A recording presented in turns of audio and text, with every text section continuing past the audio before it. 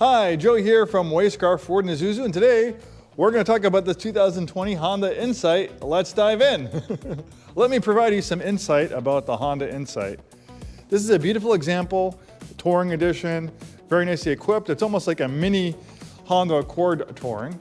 Unfortunately, the Insight was discontinued in 2022. That was the last model year for the Insight, and eventually it was replaced by a Honda Civic Hybrid, which essentially this generation of the Honda Insight is. It's based off the Honda Civic platform. So Honda probably figured, well, instead of marketing a vehicle that's called the Insight that's not quite as well known as a Civic, why don't we just make a hybrid version of the Civic and call it a Civic Hybrid? So that's what they did. But if you can find these Insights, they are fantastic, fuel-efficient vehicles. You can average right around 45 miles per gallon in the highway, right around 50 miles per gallon in the city. Hybrids, unlike gas vehicles, tend to be more fuel efficient and around the town city driving than on the highway, which is fantastic because most of us, that's the type of driving that we do. Most of us don't drive all day long on the highway. It's usually around the town, stop and go traffic, so you can benefit from regenerative braking, taking that kinetic energy you normally lose through heat through braking and putting it back in the battery with regenerative braking, making them more efficient and greatly extending brake life. We'll do a little classic rewind for a minute and go back to the original Insight, which is a pretty cool product. I actually worked at a Honda retailer way back in the day when the Insight first came out. The original Insight looked nothing like this. It basically looked like an upside down boat, extremely aerodynamic. Love it or hate it design. Some people loved the way it looked, some people hated the way it looked. I thought it was kind of cool. It wasn't very practical because it only sat two people. It was a two-seater, but it was a hybrid, and it was also one of the only hybrids that I ever known of to be available with a manual transmission. And it was extremely fuel efficient. It was very small, but it got up to 60 miles per gallon on the highway. I don't think there has been a hybrid since then that was able to get 60 miles per gallon on the highway. That is amazing.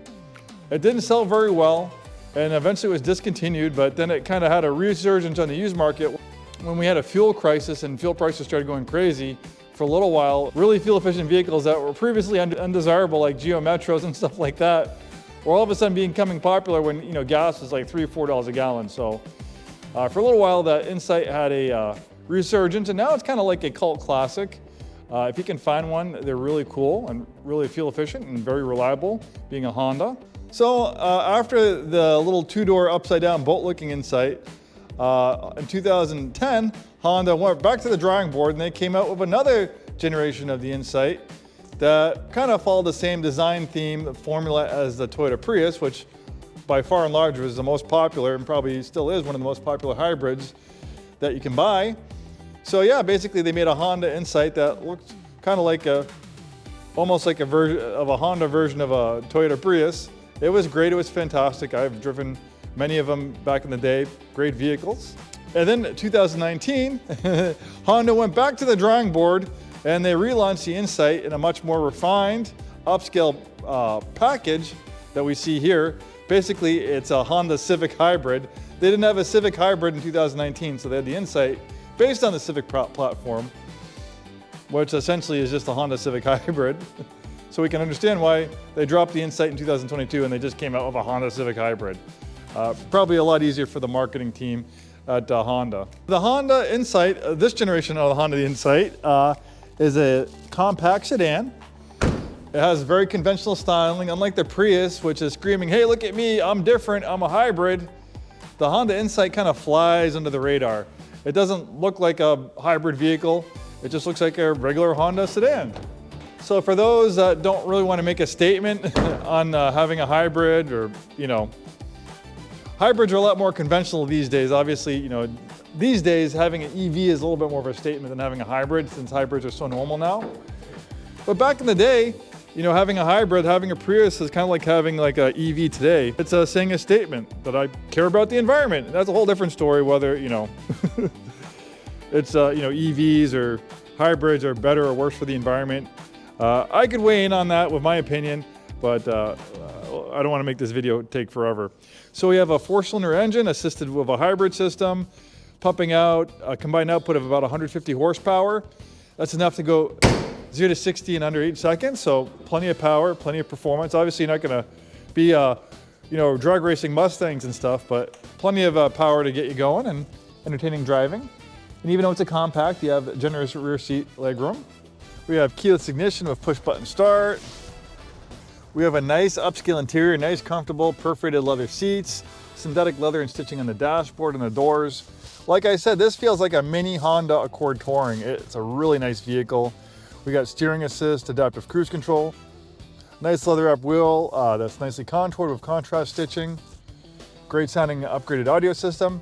And this has got really low miles, 26,549 miles. For a vehicle that's 6 years old, most of these are gonna have, 50, 60, 70,000 miles. Most people average 10, 12, 15,000 miles a year, so way below average miles on this one. Heated seats, very easy transmission to use, park, reverse, neutral, drive. We have electronic parking brake. We have different drive modes. We have economy, sport, and you can kind of push it to drive in EV mode, but it's just better to let the vehicle figure it out. It's not a plug-in hybrid. It doesn't have a very big battery.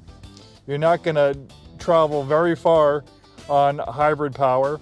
Maybe like a half mile if it's completely flat and you're going like 20, 30 miles an hour. But even for the engine to be able to shut off for a short amount of times, like when coasting down the hill or slowing down, the engine can charge. While the engine's running, it's charging the batteries.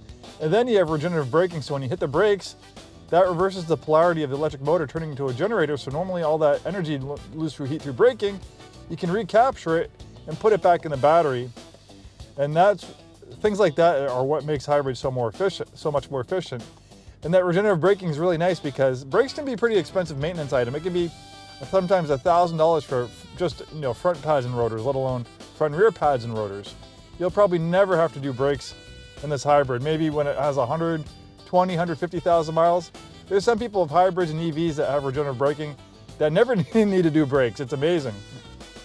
And you can see the previous owner who just had sold this to us was averaging 50.7 miles per gallon. So this definitely delivers amazing fuel efficiency.